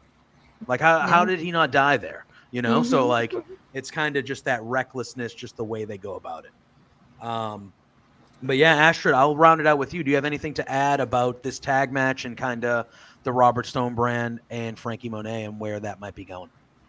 Yeah, when that first started, I wasn't sure how that would go, but then now seeing it and how it's progressed, I've been enjoying it a lot. So I'm waiting to see what else they do with it because they have a good chemistry. All that, you know, when it comes to the silliness to it, and seeing, you know, Kaysen and Casey wrestle, I enjoy them a lot, and I'm hoping they get more to be a focus in the tag team division as well because I want to see them more often on TV. Absolutely. All right, we then have a sit-down interview between Wade Barrett, and he is with Malcolm Bivens and Roderick Strong. First question he asks is about Roderick in the end of Undisputed Era, about how he left and he quit. Roderick says, yeah, you know, just the drama of everything that went on, I couldn't break through it, and I had to go home, and it was until I got a phone call from this guy, Malcolm Bivens, and he reminded me just kind of who the hell I was. That kind of snapped me out of it. So that's how I knew that I needed to be with him. Malcolm Bivens then takes over and he goes, you know, Roderick Strong is a top talent. He's not a 4. He's not a 3. He's not a 2. He is a 1. Which I thought this was the most extensive we've seen Bivens talk, and he can talk. He's really good. If you've ever seen any of his indie stuff or just the stuff he's done on the internet, he is a super funny, charismatic guy. Like, he's built to be a manager for a long, long time and be a damn good one. Wade Barrett then asks, you know, so do you think this unfinished business with Bobby Fish and Roderick Strong, do you think the next big money match for the Diamond Mine is Bobby Fish and Roderick Strong? And this is where Malcolm Bivens goes, yeah. He goes, wait, do you like money? He goes, yeah, of course. He goes, whoever said money can't buy happiness, I'll tell you what, they're a liar. I'm laughing. Yeah, he goes, they're a liar, and you bet they're poor. And it's like such an asshole thing to say, but it's funny, and it worked in this segment, but just such a dick thing to say. And he talks about how that is the next big money match. And then later on in the evening, we actually heard that match is official. It's going to be next week on NXT, which should be a good match. And then Roddy says to the camera, to Bobby, next week when I end this and I beat you, it's over for good. Ed, I will lead with you. What did you think of Malcolm Bivens on the mic here and just this interview with Roddy as well? It's fantastic. Roderick Strong can talk for himself. It's the ironic thing of putting him with Malcolm is it's two guys who can get over a thing, but Malcolm Bivens is so entertaining and just has everything you need to be a character presence. When he's on screen, your eyes are on him, regardless if he's talking or if he's just sitting there. You're focused on Malcolm Bivens, and you're watching him there. And he can come out with these things. And like I said, after I looked at my mother out because we watched NXT together, and I was like, that was the funniest thing I've heard in a long time from him.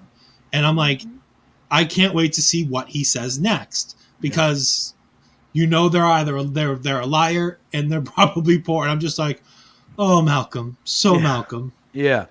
And I think, in the small snippets that we haven't seen a lot of that humor from him, right? Because he hasn't had the time to talk a lot. So to see that side of him where, like you get a chuckle out of it, even though he's the bad guy and that's a jerk thing to say, you're like, all right, yeah.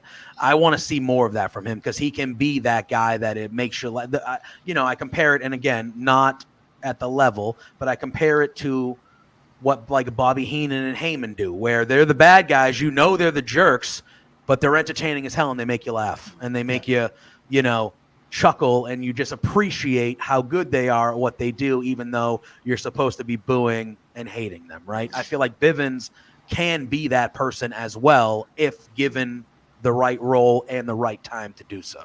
I'm curious how the NXT audience would be towards Malcolm Bivens and Diamond Mine had we not had the destruction and implosion because of stupidity of Indusher. It's true. That is true. Because they were ready to be a big push in that NXT tag division, and then they couldn't stay off their cell phones long enough to ruin one of the biggest moments of the pandemic for NXT. It's true. And it's true. That was the end of that. A lot different. Yeah, we'd be thinking about it a lot differently, for sure. Ashford, I'll slide over to you. What did you think of this interview and Diamond Mine so far? I feel like it was definitely to the point, and I feel like, at least Speed, that I enjoyed on the Speed era. I didn't like how Bobby and Roddy were not really involved in everything that happened. It was mostly Cole and Kyle, and they were like, they're off to the side and forget about them. And I feel like finally we get to see them being highlighted, even though it's a little bit too late for that, because I feel like it already passed with the rivalry. But yeah, I really enjoyed how it was to the point, and I really like Bivens there as well, and Roddy. And I want to see that match to see how it goes next week. 100%. And Josh, I'll round it out with you. Anything to add about this interview here? I mean, it was just, it did its job. It sold the story. I like Diamond Mine. I like how they're a little different from everything else, because it's very easy to fall into that faction role. You know what I mean? Does that make any sense? No, you know what I mean? It certainly does. I like them. They're just here to fight, and Malcolm Bivens is a great, funny dude. Yeah, he is. All right, we then get a big announcement from Triple H, the birthday boy, William Regal, and HBK. Obviously, on NXT UK, there was supposed to be a big, giant rematch between Walter and Ilya Dragunov for the NXT UK Championship. But Walter has a small, minor injury to his hand, so that match could not happen when it was originally supposed to. If you have not seen, I am not a regular viewer of NXT UK. However, if you have not seen that first match between Walter and Ilya Dragunov, you need to. That is appointment viewing. That is one of the best matches I've seen in a long time. Just don't eat first. That's true. It is very violent. It's brutal, but it is so good. So please, if you have the time, I recommend going to watch that. But the announcement that we get is that match now is going to take place in the United States, and it's going to take place at TakeOver 36, the night after SummerSlam. This excites me. I was going to watch the match no matter where it was because the first one was so damn good, and I love Walter. But yeah, on TakeOver, Walter and this could easily be match of the night on TakeOver. And TakeOver, the card is looking like there could be quite a few matches of the night. But yeah, I'm very excited for this. I'm very glad that it's going to be on that type of stage where maybe more eyes will get to see this match, because that first match really, really was special. We then get a tag team match between Imperium and Hydro. Top Dollar and Ashanti. That was I cracked there. Yeah, it was and Ashanti Theodonis. I thought this match was good. I didn't think it was anything, crazy good, but I thought it was solid. I really like Adonis's new aggressiveness that we've seen in these matches. It almost feels like he like snaps at points. I know in a previous tag match he snapped to the point where like Swerve and B-Fab on the outside had to like, yo, like calm down. And you can see his aggression in the ring. Do you guys know how old he is? I would. He is 20. Yeah, he's young. 20. I knew he was younger than me. 20 years old. I was just Googling him during the match, and I did not know that. And I was like, this guy's only 20? That's crazy. But yeah, he is only 20 years old. So that think about that. You've got Tyler Bate, you've got Adonis, you've got Leon Ruff, and a couple others that are all under 25. Yep. So, I mean, future is bright there. I also thought that Adonis did a really good spine buster throughout this match. I thought the sequence from Top Dollar doing the one-arm side slam, then kind of rolling over, was really good as well. It showed kind of his agility for a guy that size because he is a big man. Yes. This match kind of breaks down towards the second half of it. You see Legado del Fantasma come down. They attack Swerve from behind and throw him into the ring post.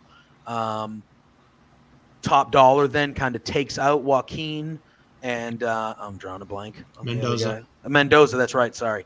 And then he starts kind of walking up the ramp towards Santos, which obviously leaves Adonis by himself in the ring. Imperium hits their powerbomb European elbow combo finisher there, and they get the victory over Hit Row. So Hit Row does take the L, but kind of like earlier with Frankie Monet, there were obviously circumstances that it protects them. It doesn't look like they just lost out of nowhere and stuff like that. It gives Imperium a big win, who was talking trash about the whole tag team division next week, and specifically talking trash about MSK. So I think that's going to be the next team that MSK is just going to kind of run through until they kind of find their next bigger feud a little bit.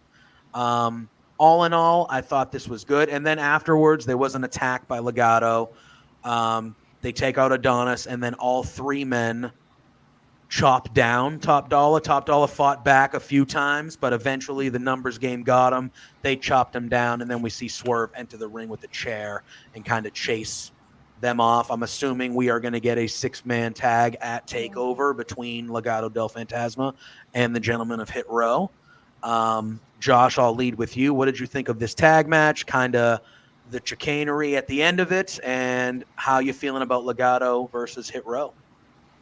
First and foremost, for the ladies and the men who like men, Adonis is very easy on the eyes. Oh boy, he is very good nice looking swag. I love the backpack. He wore a backpack tonight. I'm a big backpack guy. Loved it. Whatever's happening there, it's amazing. It's working for him. Anyway, enough of my thirst. I'll move on to the actual thing. The what are we talking about? Wrestling? Yeah. I don't really have too much to add. It was like, again, a lot of this is just building to bigger and better things. This did its job. It was fine. Again, it wasn't like a 5-star classic, but it was not bad. It was just run of the mill. It was just a wrestling match, just a TV wrestling match. And that's not a knock. It's just, it did its job, did its purpose. The purpose was bigger than putting on something that was 5 stars in the Tokyo Dome. You know what I mean? Oh, I hear you. Ashford, I'll slide over to you. What did you think about this tag match and kind of everything that occurred? And Legado versus Hit Row, it seems we're getting one way or another. Yeah, same thing. Just like I feel like it wasn't like the greatest thing in the world, but it was definitely a good match, and it just kind of giving that road of like Hit Row and Legado, which is, I can't wait for that. That's gonna be so good. That's gonna be so good. Ed, I'll round it out with you. Anything to add?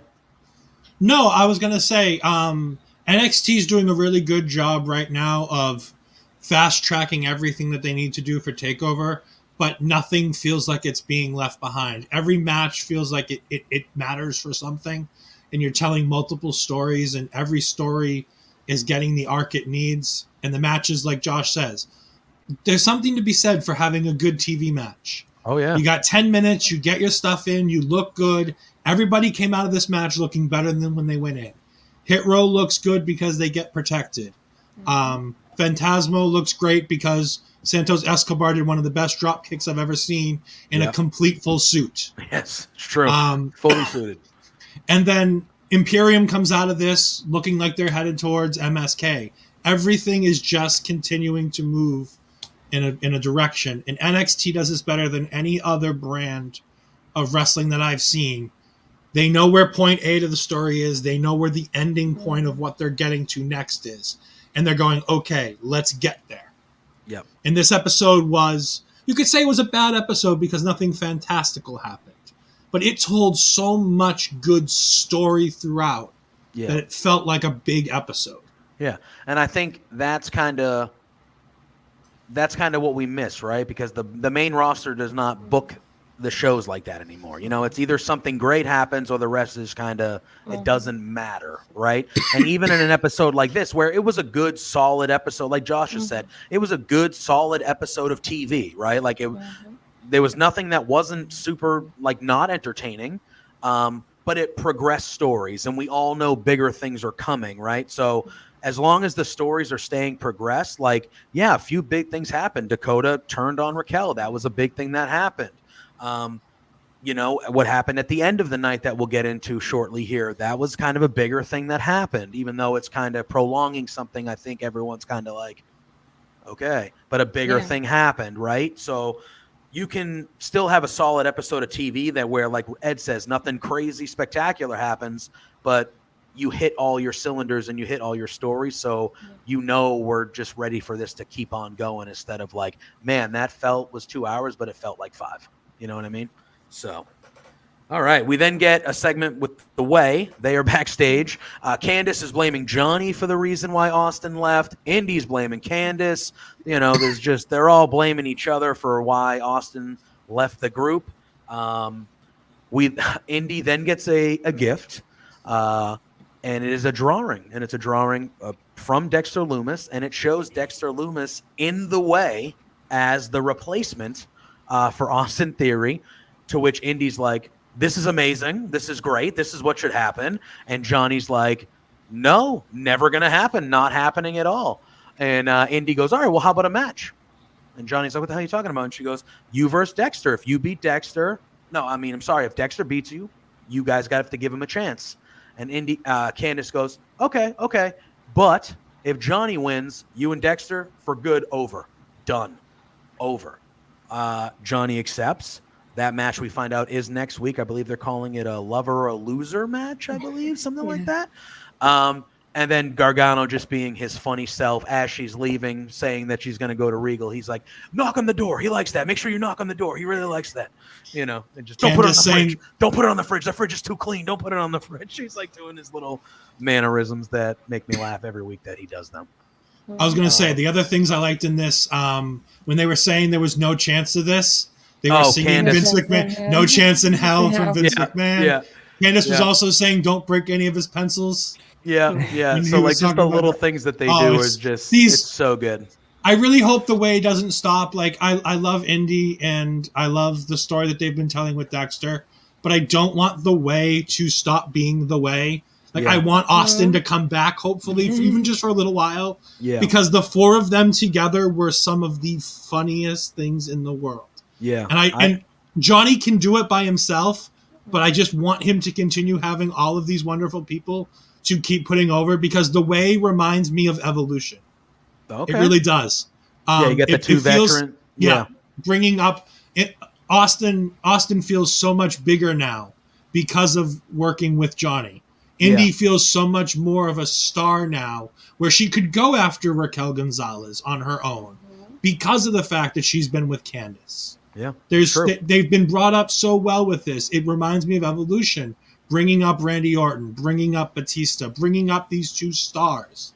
Yeah, I agree. I think every week they're one of the more entertaining things on the screen. They're funny. You can tell they're really enjoying doing it. Their matches are obviously great.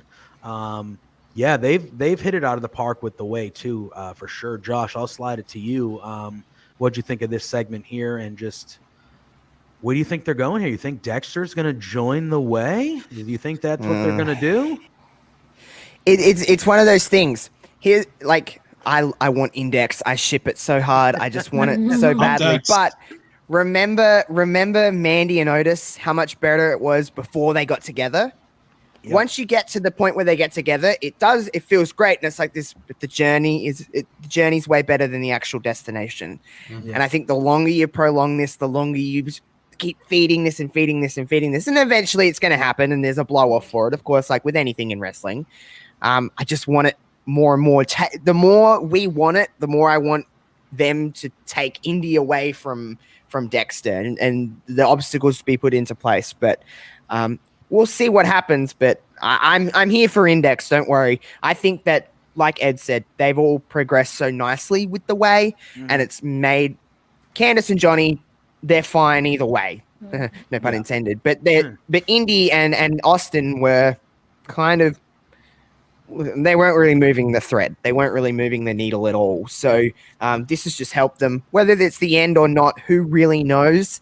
But I'm very much here for Index. I like everybody. I can't wait for that moment where they just kiss and hug, and it'll be the greatest thing ever. And Indy Hartwell, I say this with all my love in my heart for the formerly known as Billie Kay, but she reminds me so much of Billie with her her timing of her comedic timing is so much like Jessie McKay, and it's just so much like Billie Kay. It gives me a lot of feelings. Yeah, that's a very good comparison. That is a very good comparison. Ashford, I will round this segment out with you. What did you think of the way backstage dissension, let's call it?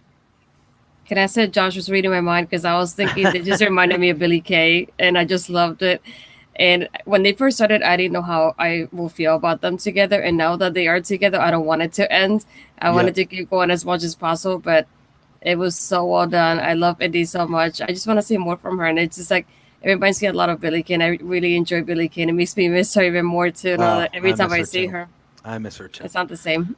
Yeah, it's really not. I miss her too. She was, when the main roster was really in the shits there, like really bad, she was one of the few highlights every week, Billie Kay. That was a constant. Yes. When she was on the screen, she was gonna entertain you. She was gonna make you laugh. You were gonna laugh. I have my iconic shirt over there. It just makes me want to cry. Yeah, sorry. I didn't mean to bring it there, but I do miss her. I do miss that laughter and just, it was always fun to see her on the TV screen. You know what I mean? All right. We then get our last segment of the golfing shenanigans between LA Knight and Cameron Grimes. As LA Knight's about to tee off, we see another golf cart pull up, and it is the Grizzled Young Veterans. They pull up. They say, hey, you guys are taking forever. You stink. Like, get a move on. We want to finish our round. Like, come on. Like, get a move on. And then Cameron Grimes, shockingly, comes to LA Knight's defense a little bit while at the same time insulting him. It was just incredible the way he did it, but he's sticking up for him, saying, hey, don't rush him. It's not his fault that he's hit the ball into the water a dozen times and he owes me $10,000 and all these things. But, hey, you do not rush him, all right? He's here to golf. Like, you get out of here. Grizzled Young Veterans then say, all right, well, double or nothing. Closest to the pin, double or nothing for $20,000. They accept. LA Knight goes up there, and once again, terrible shot. Hits it into the water. Everybody's laughing.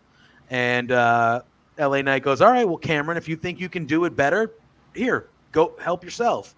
You then see Cameron Grimes pull out a golden golf ball. And as he's swinging, on the backswing, he hits LA Knight in the man regions. And then on the follow-through, he hits him over the head, which I laughed my ass off. I was like, I just thought that was hilarious. And he still manages to hit a hole-in-one. So one could argue the greatest golf shot maybe ever hit. And that's how we go. That's how this segment ends, with him celebrating the hole-in-one. And then all of a sudden you see LA Knight starts to come to, and Cameron Grimes sees him and goes, oh, and he does the old Eddie Guerrero, and he throws the driver at Grizzled Young Veterans, who catch it. And then as LA Knight comes up, he goes, you see what they did? They hit you with that. And LA Knight chases after him as Cameron Grimes is celebrating his hole-in-ones, talking about how much he loves golf. Astrid, I'll start with you. What did you think of these 3 segments combined? But what did you think of this last segment? I thought obviously this had the most substance of the 3. But what did you think of tonight's shenanigans with LA Knight and Cameron Grimes? I can't say it enough. Like LA Knight and Cameron Grimes together have been such gold for me lately. This is my favorite segment of them all, but they did so good, so entertaining. I enjoyed them a lot together. Yeah, 100%. Ed, your opinions of this last segment between LA Knight and Cameron Grimes? It's so great to see grizzled young veterans doing a bit of comedy as well as doing all of the grizzled young veteran stuff. They are fantastic. But Cameron Grimes and LA Knight are gold. I would love to see if LA Knight is just pretending to be a bad golfer. I would love to see if he can actually play. Yeah, some of those swings look like a little like, nah, is that how you really swing? But you know what I mean? I also like that LA Knight, and this is something I've noticed since he first debuted, LA Knight always color coordinates everything. Did anybody notice that the color of his golf ball is the same as his sunglasses? Yep. I'm looking. The man has style. He's a good-looking guy. He dresses the part. He looks the part. Like, he looks like $1 million champion. That is for sure. Josh, I'll round it out with you. What did you think of this last segment between Mr. Grimes and LA Knight? I don't really have much more to add, just because everything's kind of been said. They're just great together. Give me more of this. I'd be happy to just watch segments like this every week. Oh, yeah, for sure. And they have great matches as well. But it just, again, it's like the index stuff. Just keep letting this build. Let's just keep going and going and going and see how far we can get with this before the eventual Cameron Grimes is going to beat the piss out of LA Knight segment. You know what I mean? Like, let's let it build for a little while. It's all just good stuff. Yeah, I agree. All right, and we are to our main event of the evening. We had Adam Cole versus Bronson Reed. I was very excited for this match. I like, obviously, both of these men very much. I thought the picture-in-picture killed it for me a bit. It kind of took some steam out of it for me. But I thought it was a solid match. It was neither of their best that I've seen, but it was a solid match. Adam Cole gets the big victory here. Towards the end of the match, Bronson Reed goes for the tsunami and misses, which leads to a super kick followed by the last shot. And then that is the end of that match for Bronson Reed. So Adam Cole does get the victory. Ed, I will lead with you on this last time before we start talking about the stuff at the very, very end. What did you think of the match between Bronson Reed and Adam Cole? I agree. I think that the whole show can be summed up with this one statement. All of these matches felt like they were a version of the match, but not the final product that any of these guys could put on. Every match that we saw tonight felt like there was a better match in them all. Like that you're telling a small story and that there's a bigger match to be had. Like, I feel like these two guys could have a knockdown drag out.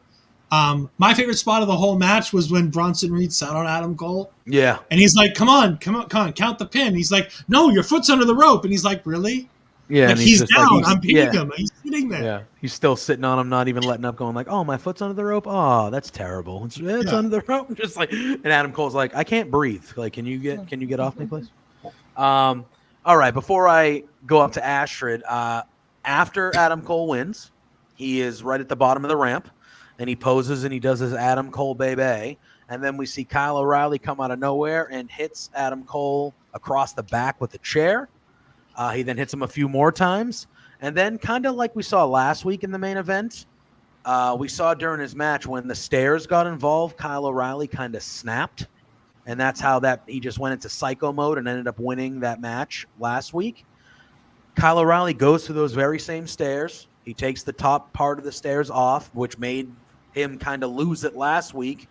And he hits, I think it was going for a brain buster, but it kind of looked more like just a regular suplex kind of on the stairs to Adam Cole and leaves Adam Cole laying there. So I'm assuming at TakeOver we will officially get the final blow-off, the final match, I'm assuming, between Kyle O'Reilly and Adam Cole. But that was the big ending to the show, was Kyle O'Reilly standing tall, looking crazy with the crazy eyes over an Adam Cole who was breathing heavy, eyes wide open, like out of it. Astrid, I will go to you. What did you think of the match first, but then this ending segment and obviously what looks like the final battle approaching between Kyle O'Reilly and Adam Cole? Yeah, like Ed said, it wasn't their best match, but I really like the back and forth between Bronson and Cole through the whole match. That back and forth, that's exactly what I enjoyed it the most about it. Especially towards the ending, I really liked that part. I kind of felt like Kyle was coming up already based on the angle in which they were showing Cole when he was getting his hand raised, and so I was like, yeah, I'm waiting for Kyle to pop up. I'm like, now. Yeah. Now, so yeah, when he came up, I was expecting that already, and seeing that moment when he stabbed, like you said, connecting it back to last week, and maybe we'll see something like that happen during their match, and they just wanted to show us how it's gonna go, and this is just a preview to it with him snapping. Yeah. And Josh, I'll pose another question to you to kind of round out the show this evening. Obviously, I want your opinions of the match and everything that happened at the end, but do you think that this was possibly the last time that we see Bronson Reed on NXT? Obviously, there's been rumors. He's been doing dark matches. There's been rumors that he was going to be called up right kind of with Cross, who we've seen for a couple weeks now on Raw. Do you think this was kind of maybe the send-off for Bronson Reed, or do you think we see him maybe sticking down there for a little bit longer? It's very possible. Bronson is main roster talent ready, I think. I think there's a lot of people that go to the main roster and get a little lost. Takes them a little minute to get adjusted. I don't personally think that's going to be the case with Bronson because he's a bigger dude. He's a big, thick boy. And he's got a lot of skill sets that he doesn't really have any kind of competition in the sense of there's nobody like him currently on Raw or SmackDown. So I think he's destined. This is probably, to say you're fighting Adam Cole in your last match on NXT before you go to Raw or SmackDown. Not a bad deal. Arguably wrestling the greatest NXT superstar of all time. Not a bad contract to sign there. So, the match was fine. There's nothing I can add that you guys haven't already said. But yeah, 95% of me is saying that Bronson is main roster bound now. This would be the last time in NXT for him. Yeah, I know he's been asked. I think even today I saw a question, but he's been asked a lot about potentially being involved with like Roman and being a part of. Yeah. A lot of people have been like, oh, he could be the big like muscle, even though I think Roman is the big muscle, but like he could be another enforcer, big muscle in that group. He fits the part. He looks the part. And he's actually commented on it saying like, oh yeah, like I would 100%. I'd like to fight all those guys too. Don't get me wrong. But like, I've heard the comparisons. That would be something right up my alley. Not saying that that's what they're going to do at all. But it's to at least, see the question being asked to him and seeing him honestly answer it on, interviews and social media and stuff like that. That would be cool. I would be all for Bronson Reed kind of showing up and being that big guy in that, Roman family there. That would be something. But that rounds out the NXT episode for this evening. I think we're all in agreement. It was a good episode. Few big things happened, but all in all, it progressed the stories to get us to take over, and bigger things will probably happen in the next few weeks getting there. As Josh is, Dakota for champ. That was, I think, the standout thing of the evening was that turn by her. She's damn good at heel turns. She knows how to do a good heel turn. That Dakota Kai, she is excellent. All right. I guess we will just do our plugs and get out of here. So, Ed, where can the people find you on the social medias? And you got anything coming up this week here on Love Wrestling? Yeah, so they can find me on Twitter at edfries12584. They can find me tomorrow night with you and with Pluggo on the War Report, the AEW edition. And then they can find me on Saturday afternoon for me, Saturday morning for those in the Canadian provinces like our friends. But the Saturday React Show, we talk the week in wrestling. I'm going to guarantee we're going to definitely talk Gage versus Cardona. Oh, yeah. Oh, yeah. So that'll be interesting to talk about that with Parrish. 100%. I am not the biggest deathmatch guy at all. Nor am I.